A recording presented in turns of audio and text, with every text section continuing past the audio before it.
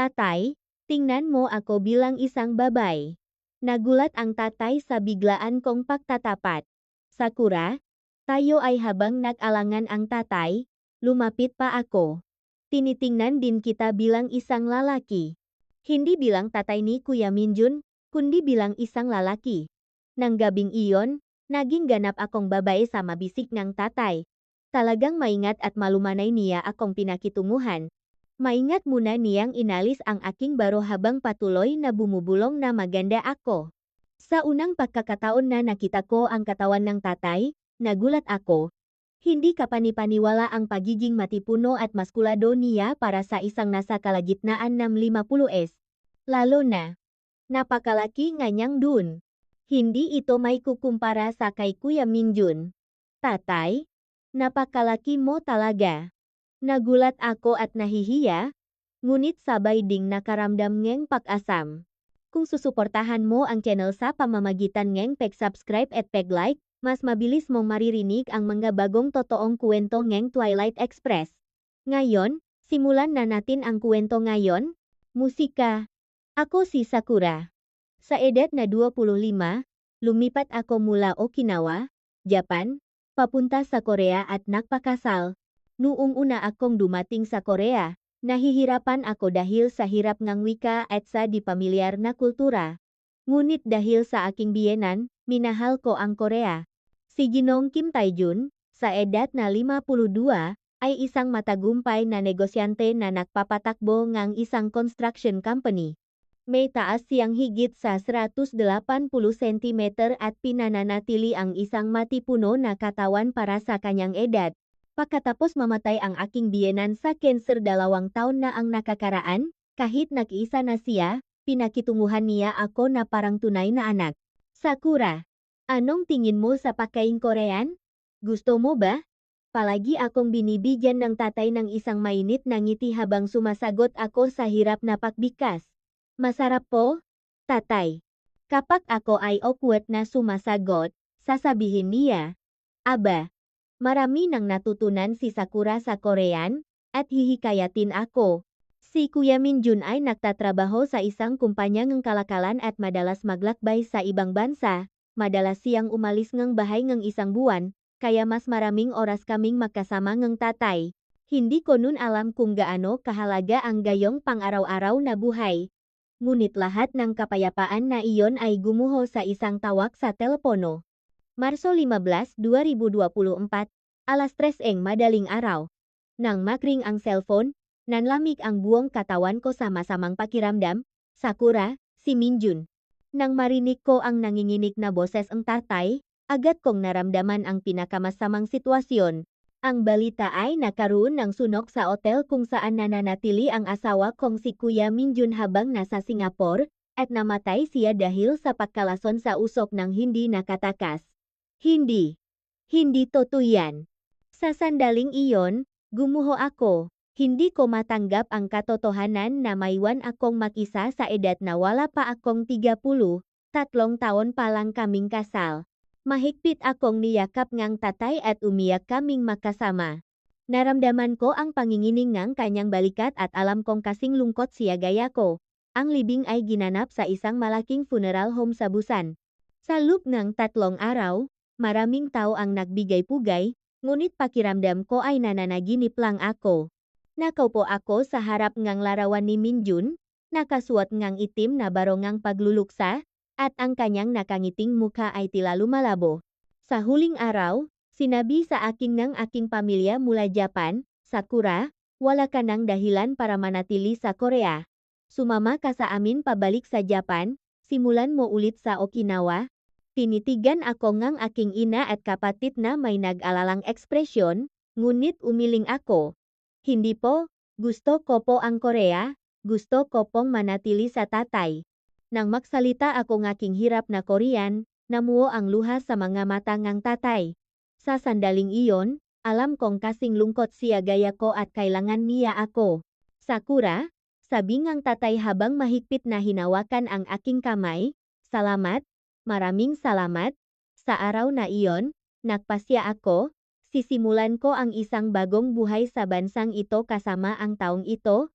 Nang bumalik ako sa bahay pagkatapos ng libing, napakalaki ng bakanteng lugar ni Kuya Minjun. Ang kanyang madamit na nakasabit sa aparador, ang labahan na nakalagay sa lababo, ang napapeles sa trabaho sa desk lahat ay nagpapaalala sa kanya. Nagsumikap ako sa mga gawaing bahay upang punan ang kawalan. Bumangon ako ngang alas 6 umaga, naghanda ngang almusal para sa tatay, at nagbalot pa ngang baon para sa kanya papunta sa trabaho. Sa gabi, nagsaliksik at nagluto ako ngang magapakaing sa tingin ko ay magugustuhan ng tatay. Nagpapalit-palit ako ngang paghahanda ang Japanese at Korean na pagkain, at palaging sinasabi ngang tatay na masarap ang nga ito. Sakura, huwag masyadong magpakapagod. Ako, kahit ano, kinakain ko naman. Nag-alalang sabi ngang tatay, ngunit kailangan kong manatiling abala upang hindi ako malungkot. Ngunit sa gabi, bumabalik ang lungkot na aking pinipigilan. Kapag nag-isa ako sa silid tulugan na ginamit namin ni Kuya Minjun, hindi ko matiis ang pananabik sa kanyang init ng katawan, madalas akong umiyak ng walang tunok, nakabaon ang muka sa unan, malamang alam ng tatay ang pag-iyak na naririnig mula sa aking silid gabi-gabi. Dahil sa umaga, tinitingnan niya ang aking namamagang mata at naawa, ngunit hindi rin siya basta-basta makapagbigay ng mga salita ng aliw. Hindi namin alam kung paano tatanggapin ang sitwasyong ito. Isang gabi, hindi ko na talaga kayang mag-isa kaya lumabas ako sa sala. Tiningnan ko ang orasan at alas 2 na ngang madaling araw. Ngunit nakita ko ang tatay na nakaupo sa sofa sa sala. Patay ang telebisyon, at tila may iniisip lang siya sa dilim. Tatay, mahina kong tawag, at lumingon siya. Sa mahinang ilaw ng sala, nakita ko ang mukha ng tatay, at umiyak din pala siya. Sakura, bakit gising ka pa? Tanong ng tatay, ngunit ang kanyang boses ay nanginginig. Naglakas loob akong sabihin. Tatay, natatakot po ako mag-isa. Nang magtapat ako sa aking hirap na Korean, tiningnan akong tatay. Malalim din ang lungkot sa kanyang mga mata. Natatakot din ako, Sakura. Sa tapat na pagtatapat ng tatay, hindi ko na kayang pigilin ang sarili. Tatay, nahihirapan din po ako. Nang umiyak ako, ibinuka ang tatay ang kanyang nga braso. Halika, Sakura. Walang pag-alinlangan akong tumakbo sa nga bisik ng tatay. Ang nga bisik ng tatay ay mainit. Iba ito sa mga bisik ni Kuya Minjun, mas malalim at mas malawak. Dahil mas malaki ang pangangatawan ng tatay, pakiramdam ko ay ganap akong nababalutan. Tatay, namimiss din po ba ninyo si Kuya Minjun? Tanong ko habang nasa bisik niyang tatay, at tinapik niya ang aking likod at sumagot, "Oh, anak ko siya, hindi mo alam kung gaano ko siya namimiss." Nanginginig ang boses ng tatay. Matagal akong umiyak sa mga bisik ng tatay, at umiyak din siya kasama ko. Nang gabing iyon, sa unang pagkakaon, naramdaman ko na ito pala ang pakiramdam ngang magbahagi ng kalungkutan sa isang tao, at sa unang pagkakataon, nakatulog ako ng mahimbing. Pagkatapos, ngayong gabing iyon, mas detalyado kong tiningnan ang tatay, ang kanyang hitsura tuwing umaga na nagbibihis ngayong suite papunta sa trabaho. Ang kanyang hitsura tuwing gabi na nakikipag-usap sa akin ng walang pagod. At maging ang kanyang hitsura kung minsan na nakatingin sa malayo habang tinitingnan ang larawan ni Kuya Minjun. Napakabuting tao ng tatay. Mukha siyang bata para sa edad na 52, at dahil sa regular niyang ehersisyo, matipuno pa rin ang kanyang katawan. Lalo na, ang kanyang hitsura kapag nakasuot ng suit ay talagang kahanga-hanga. Nakita ko rin kung gaano siya iginagalang ng mga empleyado ng kanyang kumpanya. Isang araw, nagpasya akong mahandaeng isang espesyal na regalo para sa tatay. Isang linggo na lang kasi ang kaarawan niya. Kung buhay pa si Kuya Minjun, nakaroon sana kami ngang family party, ngunit ngayon kaming dalawa na lang.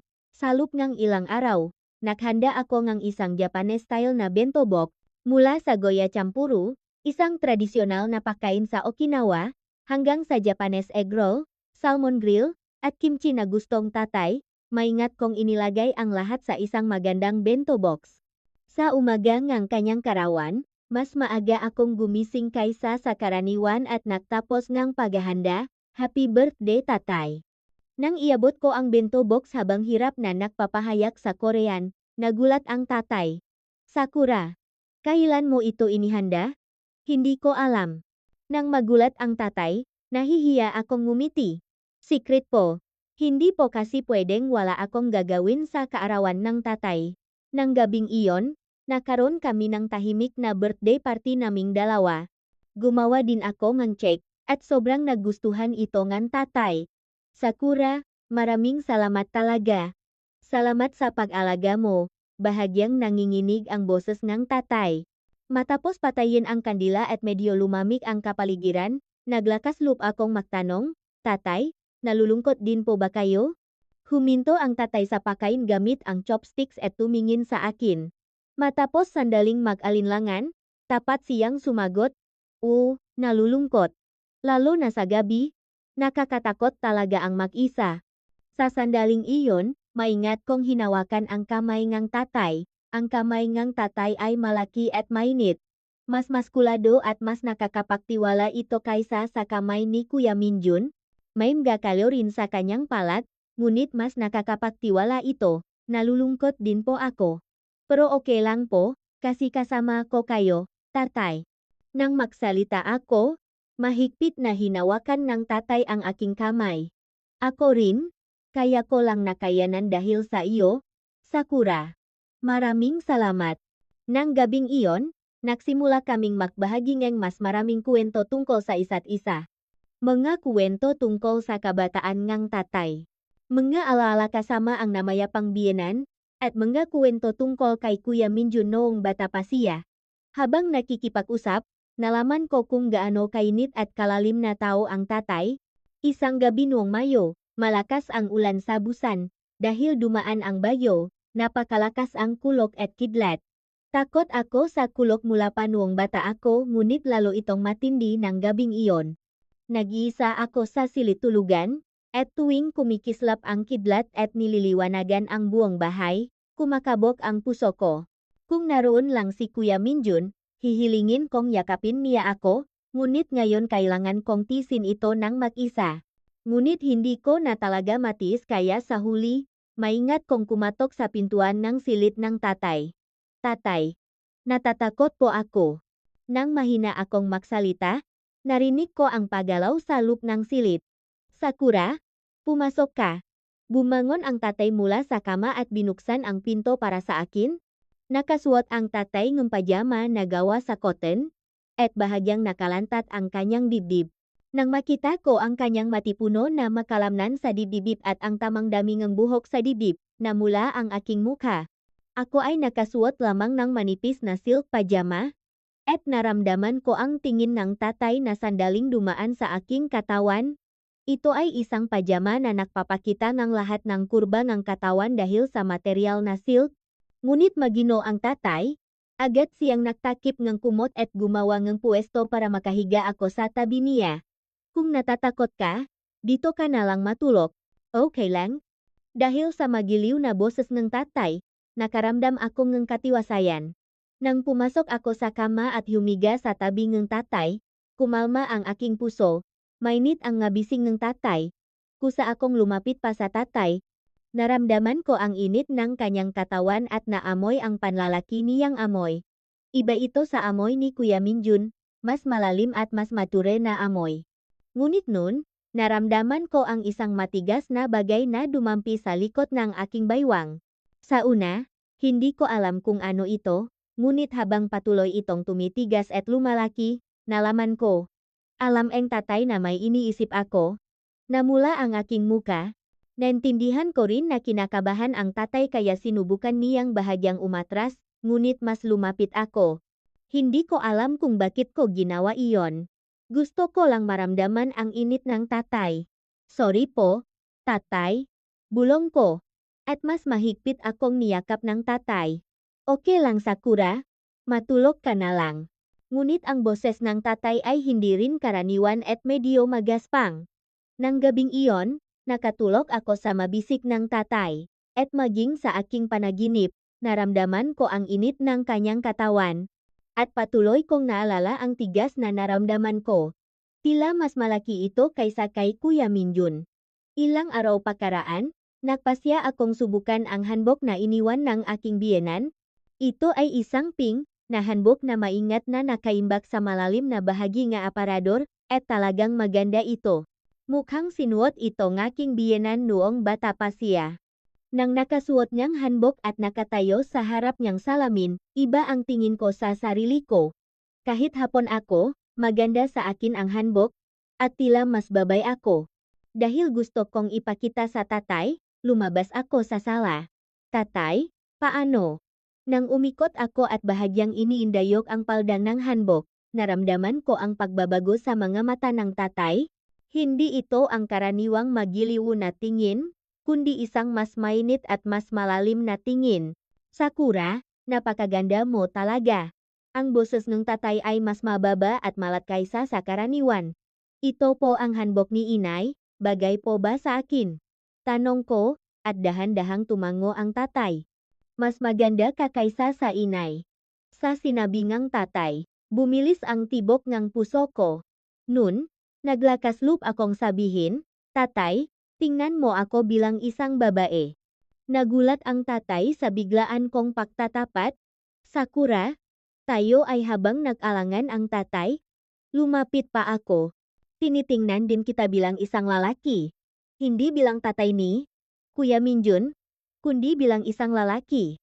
Sakura, tama ba na gawin natin ito? Kahit nanginginig ang boses ng tatay sa pag-alinlangan, tumango ako, gusto rin kita tatay, patuloy kitang iniisip. Mula ng gabing iyon, lumapit ang tatay sa akin, at maingat niyang hinawakan ang aking mukha at nagtanong, sigurado ka ba? Hindi ka ba magsisisi? Opo, hindi po ako magsisisi. Gusto ko pong makasama kayo, tatay. Nang gabing iyon, naging ganap akong babay sa mga bisik ng tatay. Talagang maingat at malumanay niya akong pinakitunguhan. Una, maingat niyang inalis ang aking hanbok habang patuloy na bumubulong na maganda ako. Sa unang pagkakataon na nakita ko ang katawan ng tatay, nagulat ako. Hindi kapanipaniwala ang pagiging matipuno at maskulado niya para sa isang nasa kalagitnaan ng 50s. Lalo na, napakalaki ng kanyang duon. Hindi ito may kukumpara sa kay Kuya Minjun. Tatay, napakalaki mo talaga. Nagulat ako at nahihiya, ngunit sabay ding nakaramdam ng pag-asam. Nag-alala ang tatay nang makita ang aking reaksyon, ayos ka lang ba? Huwag mong pilitin ang sarili mo, ngunit umiling ako. Okay lang po. Kayo po kasi, tatay, kaya okay lang. Ang mga karanasan na kamay ng tatay ay dahan-dahang nahanda sa akin. Palaging nakmamadali si Kuya Minjun, ngunit hinintay ako ng tatay hanggang sa ganap akong handa. Kaya, sa una, masakit, ngunit di nagtagal, nalubog ako sa isang matamis na ecstasy. Tatay, nakaroon ako ng ungol nang hindi ko sinasadya. Bumulong din ang tatay, Sakura, mahal kita, at mas malalim niya akong minahal. Sa sandaling iyon, nalaman ko, ito pala ang tunay na pag-ibig. Iba ito sa karanasan ko kay Kuya Minjun. Patuloy akong inalagaan ng tatay, hanggang sa ganap akong masisiyahan, at nang gabing iyon, umabot ako sa kasukdulan ng maraming beses. Sa huli, sobrang saya ko kaya napayak ako. Masaya po ako. Masaya po talaga ako. Bulong ko sa bisik ng tatay, at mahigpit din niya akong niyakap at sinabing masaya rin siya. Pagkatapos ng gabing iyon, ganap na nagbago ang aming relasyon. Sa araw, pinananatili pa rin namin ang relasyon ng biyenan at manugang, ngunit sa gabi, naging matulain kaming magkasintahan. Talagang kahanga-hanga ang tatay. Hindi kapanipaniwala ang kanyang lakas para sa edad na 52, at marami rin siyang karanasan. Gabi-gabi, ganap niya akong binibigyan ng kasiyahan, at hindi niya ako kailanman binigo. Tatay, paano po kayo naging ganito kahusay? Tanong ko habang humihingal, at ngumingiti si tatay at sumasagot, dahil marami na akong karanasan. Tuwing ganun, nahihiya ako ngunit mas nasasabik. Lalo na, talagang nagulat ako sa laki ng tatay. Sa una, natakot ako, ngunit ngayon, pakiramdam ko ay hindi ko na kaya nang wala iyon. Ang iyo lang po ang gusto ko, tatay. Ayaw ko po ang iba. Kapag sinasabi ko iyon, mas madamdamin na niya akong minamahal. Nagsasama kami sa iba't ibang sulok ng bahay. Hindi lamang sa silid tulugan, kundi sa sofa sa sala, sa kusina, at maging sa balkonahe. Ang pag-ibig na ibinahagi namin sa balkonahe sa gabi, habang tinitingnan ang night view ng busan, ay lalo pang romantiko. Paano kung makita tayo ang mga tao? Kapag nag-alala ako, sinasabi ngang tatay, okay lang, walang makakakita, at mas nagiging matapang siya. Ang ganoong kilig ay mas nakakaganyak. Sa araw, nagbabahagi din kami ngang nalihim na pagdampi. Minsan, habang naghahanda ang tatay para sa trabaho, lihim kaming naghahalikan habang sinusuot ko ang kanyang kurbata. At sa gabi, habang naguhugas ako ng pinggan, niyayakap niya ako mula sa likod. Sakura, mahal kita. Mahal din kita, tatay. Ito ang aming sariling paraan ng pagpapahayag ng pag-ibig na pinahalong Japanese at Korean. Sinubukan ng tatay na matuto ng simpleng Japanese, at sinubukan ko ring ipahayag ang pag-ibig sa mas natural na Korean. Moto sugoi, kapag bumulong ako sa Japanese, naiintindihan ng tatay at mas matindi na niya akong minamahal, kimochi. Ang nga ganitong salita ay kusang lumabas, araw-araw, inaabangan ko ang gabi, ang haplos ng tatay, ang kanyang labi, at ang kanyang mainit na init ng katawan lahat ay perpekto, dahil sa tatay, masaya ako bilang isang baba. Masaya akong bumulong sa bisig ng tatay. Minsan, nag-alala rin ang tatay, tama ba na gawin natin ito? Ngunit palagi kong sinasagot ang parehong bagay, walang mali sa pag-ibig. Mahal natin ang isa't isa ng toto, hindi ba? Makalipas ang isang buwan, ganap akong nakbago. Mas makinis ang aking balat, at mas maliwanag ang aking nga mata. Ako ang larawan ng isang babaeng minamahal. Maging ang madao sa paligid ay nagsasabi, Miss Sakura, ang ganda mo ngayon. Isang araw, nag-alok ang tatay ng isang espesyal na mungkahi. Sakura, gusto mo bang bumisita sa Japan? Gusto kong makita ang aking bayang pinakmulan at maglakbay kasama ka. Nagulat ako. Hindi ko kailanman naisip na makapunta sa Japan kasama ang tatay. Talaga po. Gusto po ba ninyong pumunta sa Japan, tatay? Oo. Saan man kasama ka, gusto kong pumunta. Sa matamis na salita ng tatay, bumilis ang tibok ng puso ko. Habang naghahanda, nasasabik ako.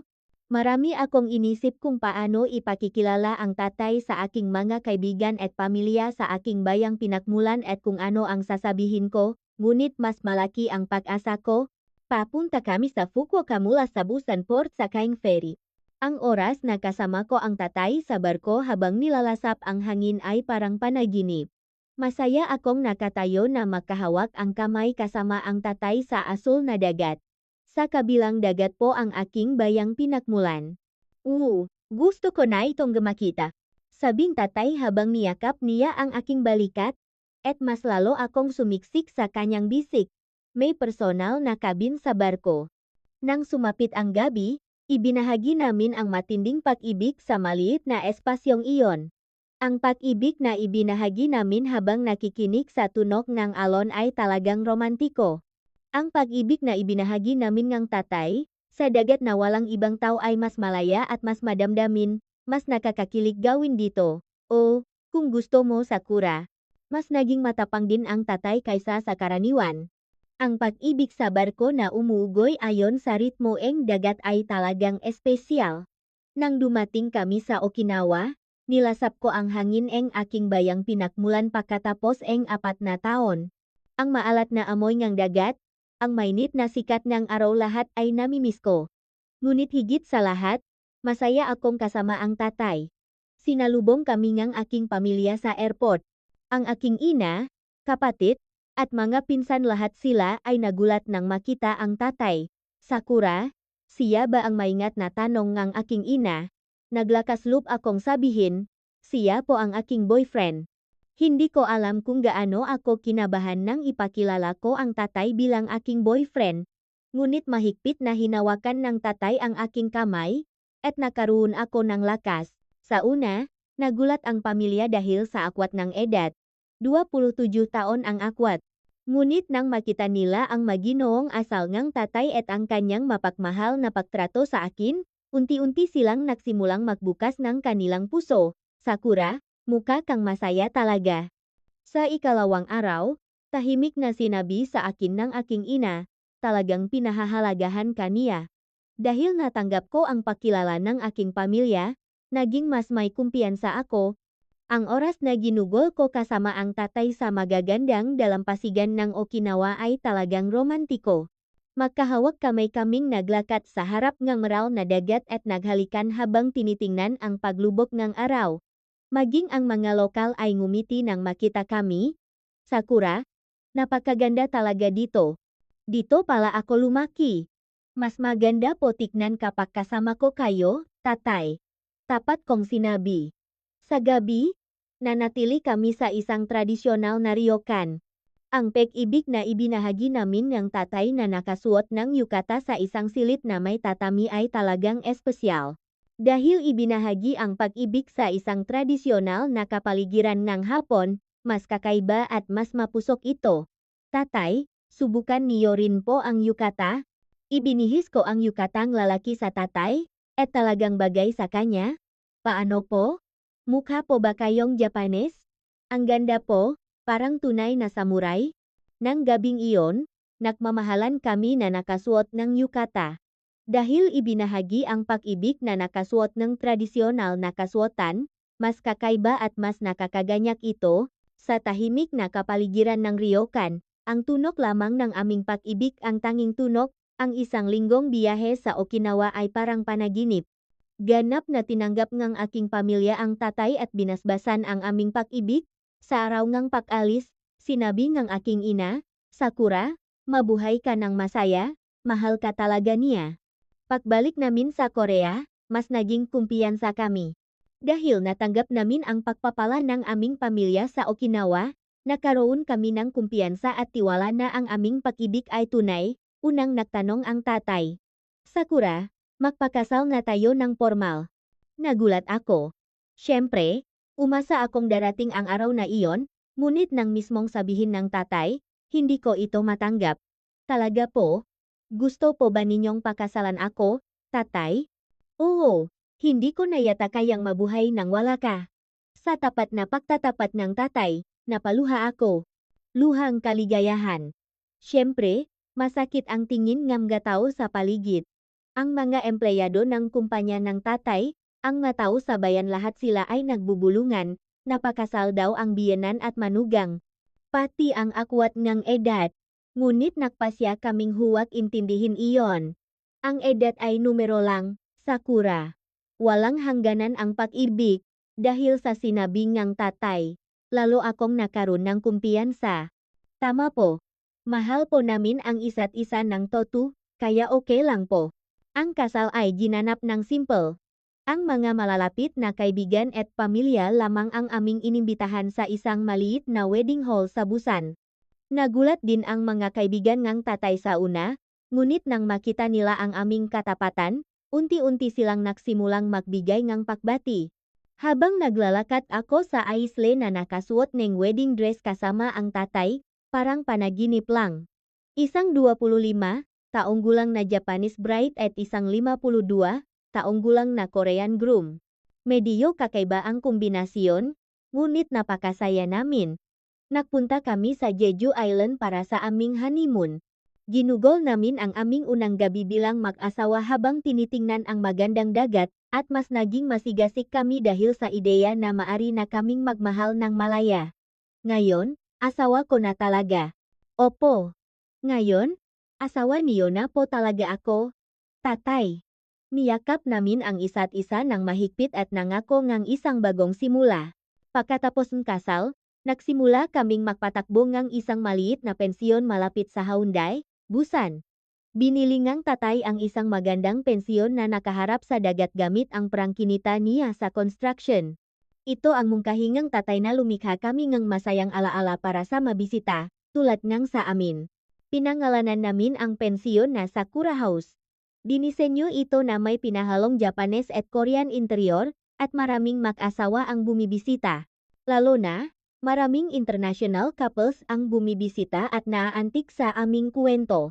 Tuwing umaga, umiinom kami ng kape kasama ang tatay habang tinitingnan ang asul na dagat sa labas ng bintana. Masaya ka ba, Sakura? Opo, masaya po talaga ako. Hindi ko alam kung gaano kahalaga ang nasimpleng pag-usap na ito. Sa gabi, patuloy pa rin kaming nagmamahalan ng matindi at madamdamin. 6 na buwan na ang lumipas mula nang ikasal kami, ngunit hindi ito lumamig. Sa halip, pakiramdam ko ay mas lumalim pa ito. Ngayon, maari na kaming magmahal ng malaya at walang pag-alinlangan. Kumuha kaya tayo ng anak? Maingat na tanong ng tatay isang araw. Nagulat ako ngunit hindi masama ang pakiramdam ko. Kung gusto ang tatay, kung ganun, kailangan pa nating magsumikap, tatay. Namula ang aking muka sa mapaglarong salita ang tatay. Minsan, naisip ko pa rin si Kuya Minjun. Ngunit ngayon, hindi na ako malungkot. Sa halip, nagpapasalamat ako. Dahil kay Kuya Minjun, nakapunta ako sa Korea at nakilala ko ang tatay. Naniniwala ako na babasbasan din niya ang aming kaligayahan. Noong una akong dumating sa Korea, ako ay isang walang kakayahang manugang, ngunit ngayon, ako ay isang minamahal na asawang tatay, at namumuhay kami ng masaya bilang isang maliit na pamilya naming dalawa. Ang aming pag-ibig na nagsimula sa takip silim ay ngayon ay naging isang nakniningning na sikat ng araw na nagliliwanag araw-araw. Isang tunay na pag-ibig na lumampas sa agwat ng edad, mga sugat ng nakaraan, at mga tingin ng iba. Sakura, mahal kita. Mahal na mahal din kita, tatay.